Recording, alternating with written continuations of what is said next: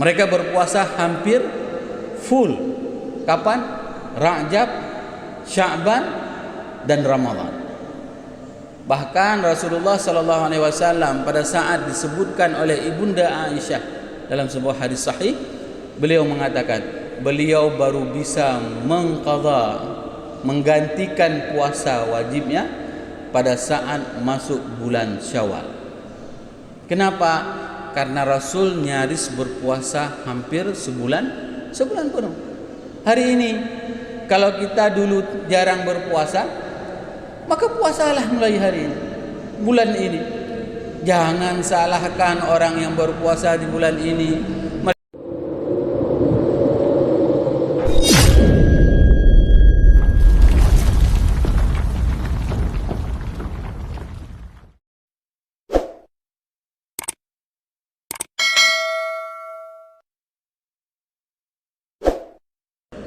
Walhamdulillah الذي خصنا بكتاب أنزل وأكرمنا بنبي أرسل أشهد أن لا إله إلا الله له دعوة الحق حريص عليها وأوجب تبشير بها ولتكن منكم أمة يدعون إلى الخير ويأمرون بالمعروف وينهون عن المنكر وأولئك هم المفلحون وأشهد أن محمدا عبده ورسوله بلغ الرسالة وأدى الأمانة ونصح الأمة وكشف الغمة حتى أتانا اليقين ليلها كنهارها لا يزيغ عنها إلا هالك اللهم صل وسلم وبارك وأنعم على حبيبنا وشفيعنا وزخرنا ومولانا محمد وعلى أزواجه أمهات المؤمنين وذرياته وآل بيته وأصحابه أجمعين وجزى الله عنا سيدنا محمد صلى الله عليه وسلم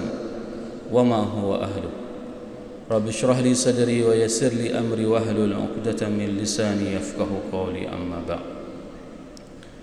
Gure-gure luntuan yang luntuan muliakan, Tunku Imam Syekh, Tunku Imam Gampung, aparatur desa, Pak Gesik beserta seluruh aparatur desa, ayah bunda yang saya cintai dan bapak ibu jamaah salat subuh, jamaah Selasa di Masjid Al-Hikmah yang dimuliakan oleh Allah. Alhamdulillah di subuh yang berbahagia ini Allah masih memberikan nikmat iman kepada kita, sehingga tidak terasa berat kaki kita melangkahkan ke rumah Allah yang penuh dengan kemuliaan ini. Saya yakin banyak di antara jemaah karena akan melihat adanya aktivitas di subuh ini, mereka bergerak dari rumahnya masing-masing yang bukan kampungnya di Cunda. Ada yang berasal dari Puntut, ada yang berasal dari Batu Fat, ada yang berasal dari Banda Sakti. Kesemuanya melangkahkan kakinya ke tempat ini dengan mengharap satu tujuan, yaitu untuk mendapatkan sebagai amal saleh yang akan dapat memperberat mizan nanti di hari akhir. Karena ini merupakan nikmat iman yang masih bisa dirasakan oleh para jamaah. Kendati mereka tinggal jauh, akan tetapi panggilan untuk meraih kesuksesan tersebut tidak memberatkan langkah kakinya, sehingga kita setelah salat subuh ini tidak keluar dari rumah Allah ini sembari beriktikaf di rumah Allah.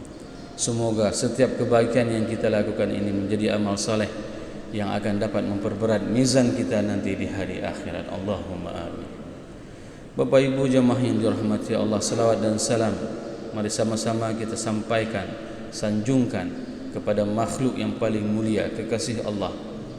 Makhluk yang paling mulia di atas jagat raya inilah yang menyampaikan risalah agama ini, sehingga kita tahu mempersiapkan diri kita.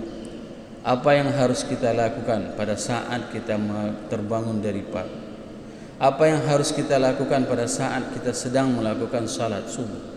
Dan apa yang harus kita bacakan pada saat kita sedang melakukan salat? Kesemua tersebut merupakan petunjuk yang diberikan oleh baginda Rasulullah SAW. Sehingga perbanyaklah berselawat kepada baginda Rasulullah SAW. Karena itu merupakan salah satu bukti kecintaan kita kepada beliau. dengan banyaknya kita menyebutkan nama beliau, maka itu akan terbawa ke alam bawah sadar kita. Hari ini berapa banyak kita itu terbawa di alam bawah sadar kita, dan yang terbawa itu adalah perkara-perkara remeh-temeh tentang dunia, hawa ke motor baru, sehingga merempoh hawa motornya. Pakan karena dumnam berat hawa ada ke Honda baru, nah Honda ke Honda sepeda motor. Ada sepeda motor yang harganya 80 juta. Terbayang tiap hari teringang-ingang. Kenapa? Karena mempunyai komunitas touring, sehingga dalam mimpi pun dia menghadirkan sepeda motor tersebut. Begitulah keinginan-keinginan dunia yang selalu ditanamkan di dalam jiwanya. Hari ini berapa banyak di antara kita yang setiap hari kita menghayal bertemu dengan Rasulullah sallallahu alaihi wasallam. Kenapa? Karena kita tidak dilahirkan pada masa itu. Karena Allah tidak memilih kita untuk lahir membersamai Rasulullah. Karena Allah tahu. Bisa jadi kalau seandainya kita lahir pada saat itu 1400 tahun yang lalu, tanya awak koh kalau unta Nabi. Bisa jadi pada saat Allah memilih kita lahir pada saat itu, maka kita adalah orang-orang yang akan bergabung dengan pasukannya Abu Lahab dan Abu Jahal. Maka hari ini Allah memilih kita lahir di tempat ini, di masa ini. Kenapa? Karena agar tumbuh rasa rindu kita kepada sosok makhluk yang paling mulia di atas jagat raya. Kita merindukan beliau. Karena apa? Karena beliaulah kita tahu bagaimana cara memuji Allah. Karena beliaulah kita tahu bagaimana mengabdi kepada orang tua kita. Karena beliaulah kita tahu bagaimana cara mendidik anak.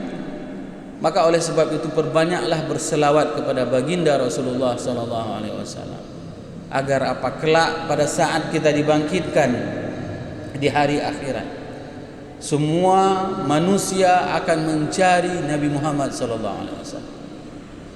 Semua manusia akan mencari Rasulullah sallallahu alaihi wasallam dan akan meminta, wahai Rasulullah, berikanlah kepadaku syafaat.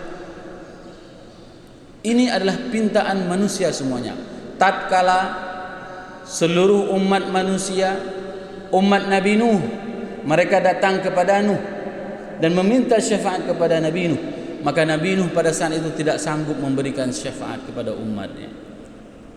Hal yang sama, setiap umat Nabi itu akan mendatangi nabinya, dan nabi mereka semuanya tidak bisa memberikan syafaat, dan mereka semuanya mengarahkan umatnya untuk meminta syafaat kepada Nabi Muhammad sallallahu alaihi wasallam.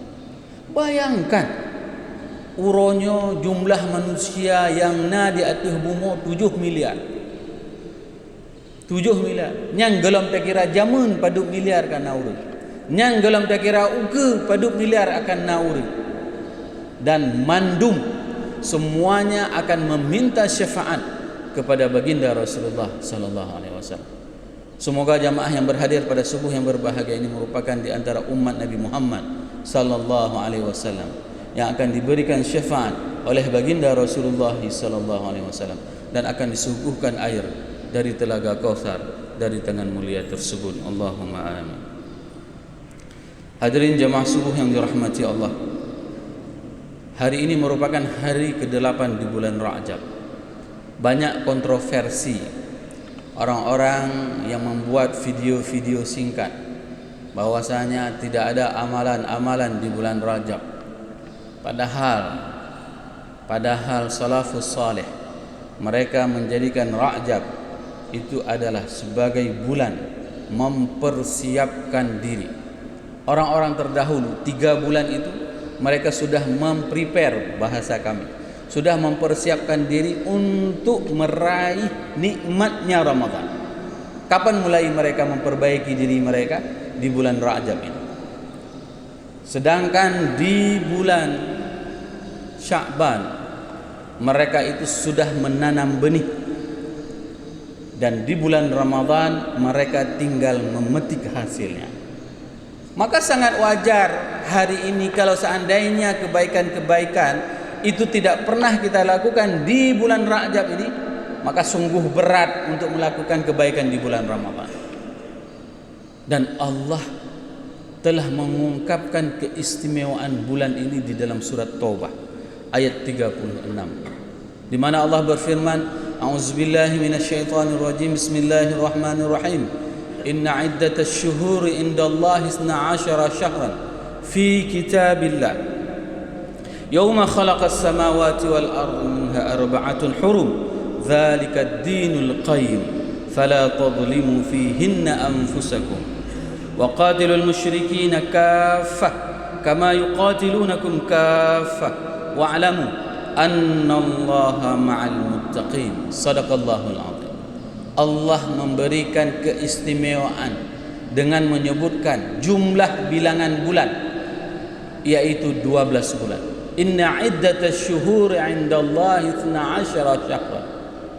Ada jumlah bulan yaitu sebanyak 12 bulan. Walaupun di pihak pemerintahan terkadang bulan itu jumlahnya bukan 12. Saya pernah memberikan sebuah materi untuk para imum di seluruh kabupaten kota, enggak usah dibilang kabupaten kotanya mana ya. Begitu saya tanyakan berapa bulan gajinya Tunku, kamu Ustaz gaji ibile pemerintah 7 bulan kan kapalo. Padahal Allah kalau aku pegah jumlah bulan na 12, tapi bagi pemerintah jumlah bulan 7 bulan kan. Yang cukup bahaya. Gaji Tunku Imum hanya 7 bulan. Saya bilang kalau seandainya Tunku Imum itu bukan karena keikhlasan mengelola masjid, maka sungguh masjid semuanya akan tutup sebagaimana tutupnya gereja di Eropa. Hari ini hampir semua gereja di Eropa itu tutup. Kenapa? Karena faktor finansial, hanya karena faktor keuangan. Tapi ada sebuah keyakinan yang dialami oleh para BKM masjid. Mereka menghidupkan masjid. Dikarenakan apa? Dikarenakan mempunyai sebuah visi adanya hari akhirat. Visi ini yang ditanamkan sehingga mereka ikhlas dalam mengelola. Allah mengatakan lagi bahwasanya Yauma khalaqas samawati wal ardi minha arba'atun hurum. Allah menciptakan langit dan bumi itu dalam 4 bulan. 4 bulan itulah yang dinamakan dengan bulan-bulan haram. Apa saja nama 4 bulan tersebut adalah Zulqa'dah, Zulhijjah, Muharram, dan yang terpisah salasatun mutataliyah, 3 itu berurut bulannya, 11, 12, 1 ya, Zulqa'dah 11, Zulhijjah 12, Muharram bulan 1. Dan terpisah yang satu itu, yaitu yang dinamakan dengan Rajab, yaitu bulan yang ke-7. Ini adalah bulan yang ke-7. 4 bulan ini orang-orang Arab dulunya sangat memuliakan. Bayangkan ada salah seorang yang dibunuh ayahnya, dan dia sudah mencari ke seluruh pelosok Arab untuk mencari pembunuh ayahnya, dan ketemu sama orang yang bunuh ayahnya di bulan Rajab. Maka dia tersenyum saja. Hangkupoh kahoroyong, upreh lih Rajab. Coba bayangkan, ayahnya dibunuh, keluarganya dibunuh, tapi kalau ketemu bulan haram ini, maka mereka diam saja. Mereka tidak mau menumpahkan darah. Kenapa? Dikarenakan mereka ingin mengagungkan Rajab bermakna ta'zim. Rajab adalah bulan yang mengagungkan Allah. Mereka akan mengagungkan Allah di bulan tersebut, kendati mereka menyembah Lata, Uzza. Coba bayangkan, orang kafir saja yang menyembah berhala, mereka mengagungkan bulan tersebut. Bagaimana dengan kita yang mengaku sebagai umat Islam dan kita hari ini tidak pernah mengagungkan bulan tersebut, bahkan kita melecehkan bulan tersebut. dan kita tidak pernah menghidupkan bulan tersebut, dan kita tidak pernah menghiasi bulan tersebut dengan amal-amal saleh. Bahkan ada sebagian orang yang tega melakukan kemaksiatan di bulan tersebut. Maka ingat firman Allah pada saat Allah mengingatkan kepada kita, dzalika dinul qayyim, dan agama Allah itu, agama Islam itu adalah agama yang kokoh. Kalau seandainya kita ingin berdiri sukses dan kokoh, maka berpegang teguhlah dengan agama tersebut. Fala tadhlimu fihinna anfusakum, dan janganlah kalian menzalimi diri kalian. Menzalimi diri itu yaitu dengan melakukan kemaksiatan kepada Allah. Maka para ulama pada saat mereka menafsirkan ayat ini, maka mereka mengatakan apapun amal yang belum pernah kita lakukan di bulan-bulan sebelumnya, maka kesempatan bagi kita untuk membiasakan diri kita di bulan Rajab ini. Kenapa? Karena ke depan akan masuk Syaban, dan ke depan lagi akan masuk Ramadan. Dan di dalam doa itu selalu dikatakan, semoga kita bisa ketemu dengan Rajab, dan kita bisa bertemu dengan Ramadan. Apa amal-amal yang kita lakukan di bulan ini? Semua para ulama sepakat untuk melakukan amal-amal saleh. Apapun yang belum pernah kita lakukan. Kita belum pernah melakukan salat malam, maka di bulan Rajab ini kita biasakan diri kita untuk melakukan salat malam. Kalau kita belum pernah dan belum terbiasa melakukan salat witir, maka di bulan Rajab inilah kita melatih diri kita untuk salat witir. Kalau di bulan Rajab ini kita belum pernah melakukan salat duha, maka di bulan Rajab inilah kita melakukan salat duha. Kalau kita belum terbiasa berpuasa Senin Kamis, Ayyamul Bid, ataupun puasa Daud, maka di bulan inilah kita membiasakan diri kita untuk menyambut bulan yang dinamakan dengan Ramadan. Karena orang-orang terdahulu, para sahabat tabi'in, pada saat mereka bertemu dengan bulan ini, maka mereka nyaris tidak kosong puasanya. Mereka berpuasa hampir full. Kapan? Rajab, Sya'ban, dan Ramadan.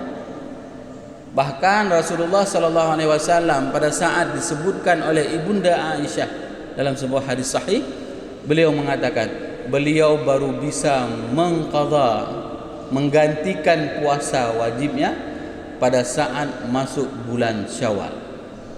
Kenapa? Karena Rasul nyaris berpuasa hampir sebulan penuh. Hari ini kalau kita dulu jarang berpuasa, maka puasalah mulai hari ini, bulan ini. Jangan salahkan orang yang berpuasa di bulan ini. Mereka mengatakan hananya tidak ada itu, tidak ada amal yang berpuasa di bulan Rajab. Siapa bilang tidak ada?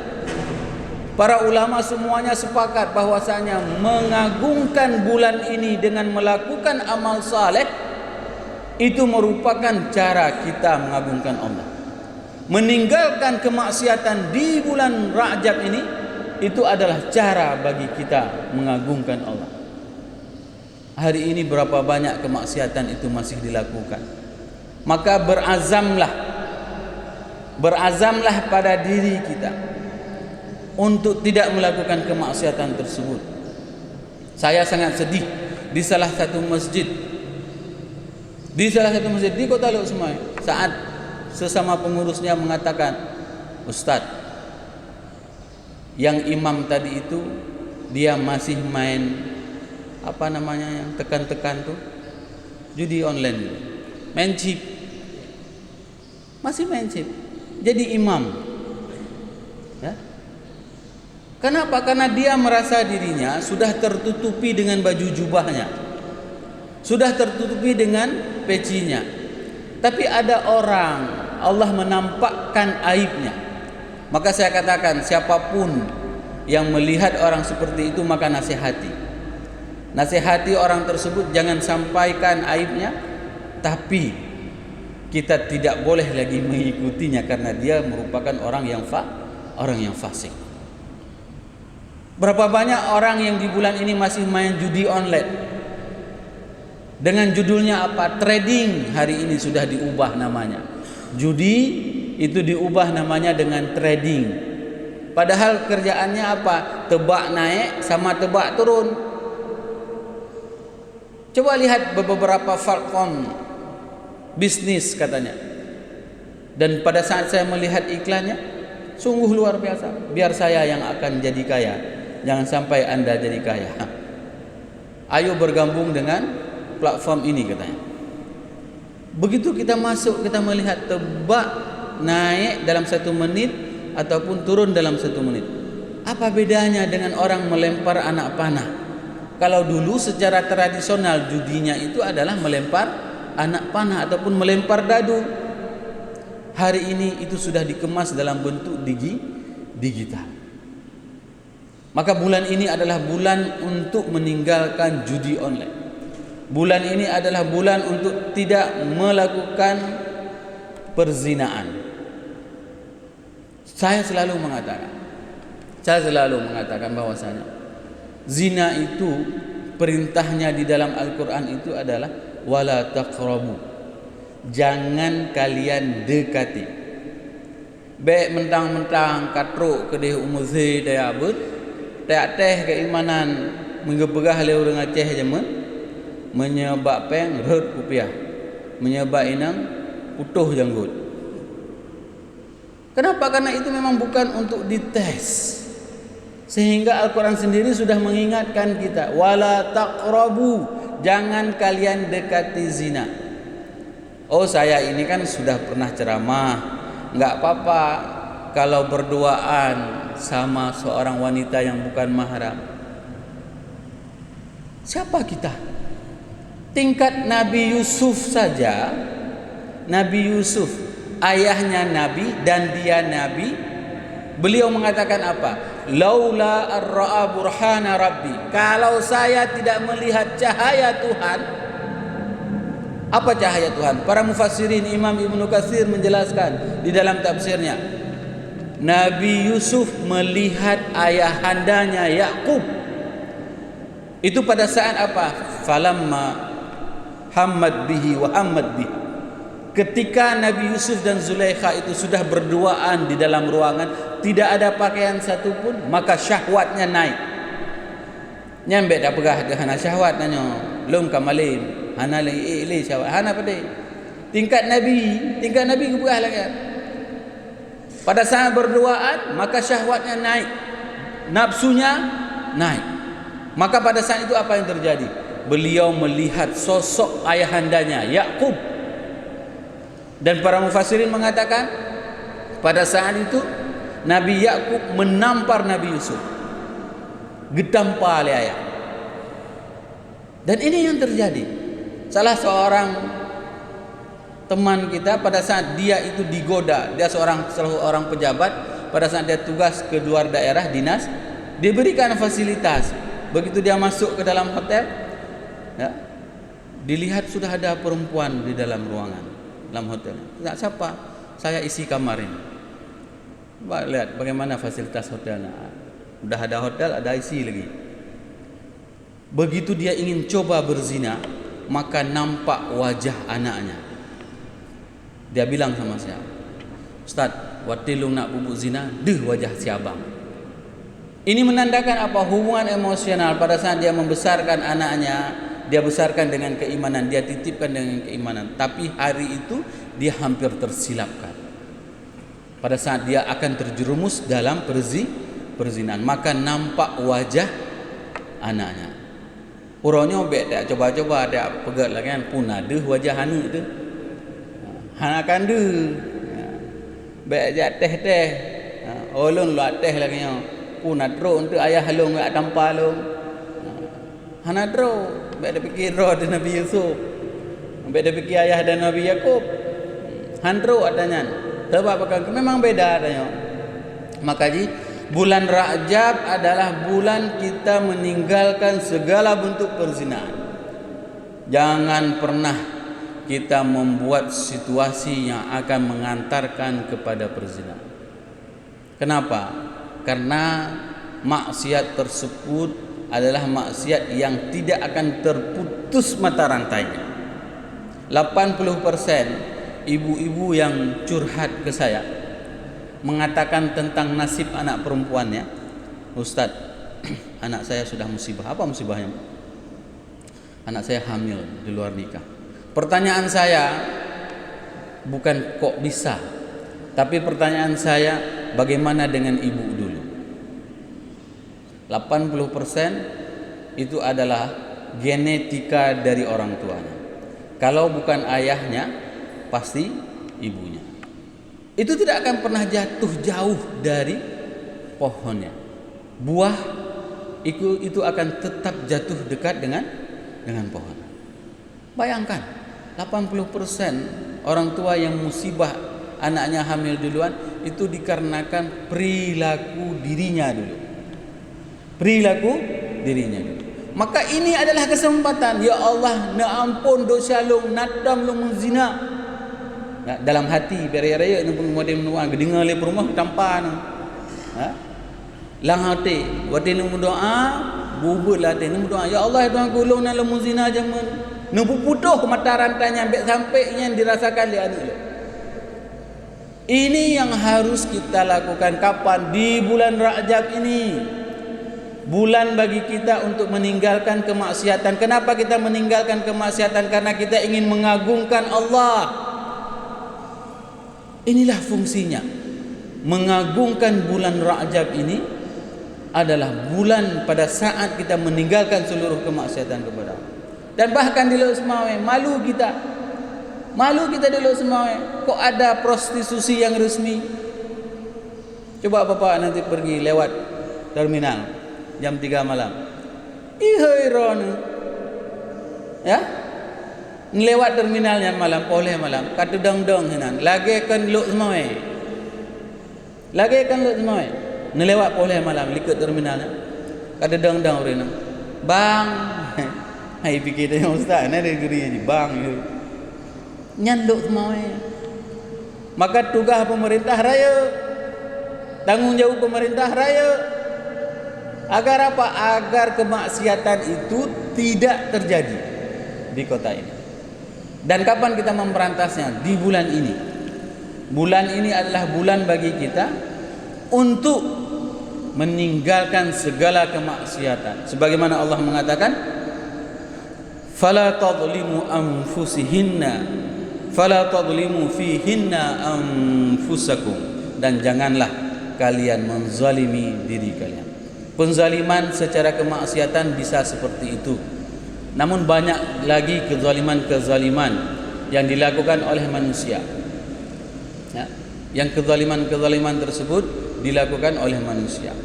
Misalnya ada imam, dia tidak pernah diberikan kesempatan untuk menjadi imam, padahal dia sudah sangat mumpuni, sudah sangat baik.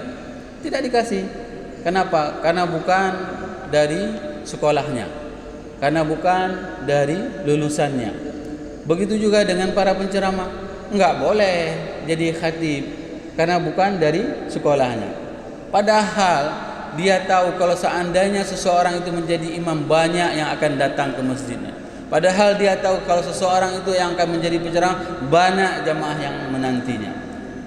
Tapi karena kezaliman tersebut, maka mereka tega melakukan, padahal itu adalah bulan di mana kita mengagungkan Allah, di bulan haram tersebut. Hadirin jemaah yang dirahmati Allah, ada sebuah ungkapan dari salah seorang tabi'in, Wuhaib bin Warad al-Quraisy. Pada saat Wuhaib mendengarkan dan membacakan firman Allah dalam surat Al-Baqarah ayat 127 yang berbunyi, A'udzubillahi minasyaitonirrajim. Bismillahirrahmanirrahim. Wa idh yarfa'u Ibrahimul qawa'ida minal bait wa Ismailu rabbana taqabbal minna innaka antas samiul alim.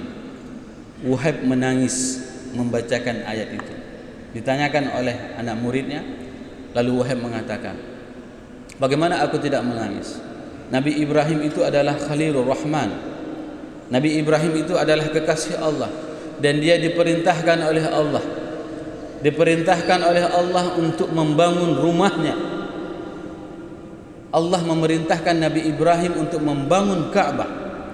Dan pada saat dia membangun Ka'bah dan dia mempersembahkan amal terbaiknya dengan membangun Ka'bah, maka dia meminta kepada Allah, Rabbana taqabbal minna. Ya Allah, nedrimang amainyo.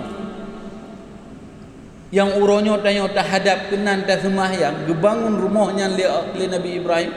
Tapi Nabi Ibrahim ada sebuah harapan, ada sebuah permintaan munajatnya kepada Allah. Ya Allah, terimalah amal aku ini. Hari ini berapa banyak amal yang kita lakukan dan kita merasa bahwasanya amal kita akan diterima oleh Allah dengan pedenya. Padahal sekelas Nabi Ibrahim kekasih Allah, maka beliau meminta kepada Allah, Rabbana taqabbal minna. Ya Allah, diterima amal.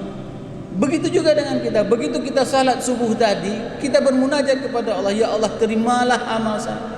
Begitu kita bersedekah, maka kita akan mengatakan, ya Allah, terimalah sedekah saya. Begitu kita melakukan setiap kebaikan, berpuasa kita di bulan ini, maka kita akan bermunajat kepada Allah, ya Allah, terimalah amal saya.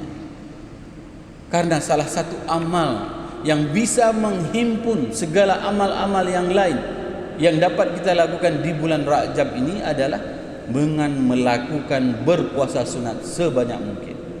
Dengan berpuasa, maka kita akan menjaga kemaksiatan, tidak akan melakukan kemaksiatan kepada Allah. Dengan berpuasa, maka kita tidak akan pernah berbicara kepada orang lain. Dengan berpuasa, maka kita akan melakukan salat malam. Dengan berpuasa, maka kita akan melakukan berbagai macam kebaikan lain. Kita akan bersedekah. Kenapa? Karena kita sedang berpuasa. Maka para ulama semuanya sepakat, amal yang paling mustahab yang dilakukan di bulan ini adalah perbanyak puasa. Maka hari ini bagi kita yang belum terbiasa berpuasa, pilihlah. Kalau tidak sanggup puasa Daud, maka pilihlah puasa Senin Kamis. Karena itu merupakan salah satu amal yang bisa menghimpun semua amal yang lain. Semoga apa yang saya sampaikan ini bermanfaat kepada diri saya, di mana kita bisa mengagungkan bulan yang diharamkan oleh Allah ini, yaitu bulan Rajab, sehingga kita bisa mendekatkan diri kita kepada Allah dan mencintai baginda Rasulullah sallallahu alaihi wasallam. Subhanakallahumma bihamdik, asyhadu an la ilaha illa anta, astaghfiruka wa atubu ilaik. Wassalamualaikum warahmatullahi wabarakatuh.